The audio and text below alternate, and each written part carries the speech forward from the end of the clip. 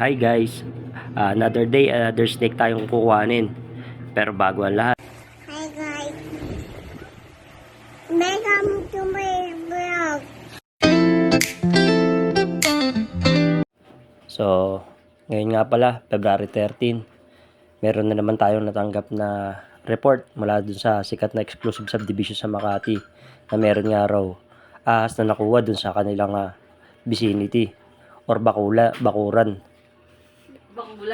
Sorry, naburol eh. So yun, on the way na tayo. So, malapit-lapit na tayo. So, hindi na natin subdivision sa Makati. Napakaganda na subdivision na to. Exclusive talaga. At ito nga, malapit na tayo sa area. So, ayan. Pumasok na tayo sa loob ng subdivision. Pero nag-iwan muna tayo ng ID for verification. Kasi nga, napakahigpit dito. At kailangan tanggalin yung helmet. Thank you. Bago tayo pumasok sa loob. So, ayan. Nandito na tayo sa loob. Didiretso tayo ng admin office para hanapin si Sir Jomar, yung nag-report nung ahas na malaki.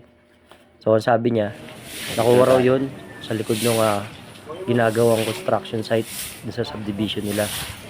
So, intayin lang natin kung nasan yung ahas na ilagay. So, ayan. Ito na nga yung sako. Puti na lang, na-check ko. Nagulat ako at nakatape siya. Mahigit talaga na double check natin kasi kung hindi natin to nakita or chinek, posibleng mamatay. Ang sabi kasi sa atin, hindi naman daw nakatape. Pero mas maganda na yung sigurado. At nakita nga natin na nakatape talaga. Natakpan ng buong mukha niya at yung ilong.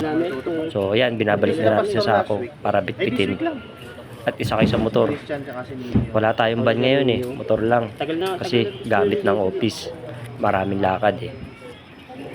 Nga pala, bago ko makalimutan, shout out nga pala kay Boss Rodel ng Ortega at kay Boss Mac ng Ibarra. So ayan bitbit ko na.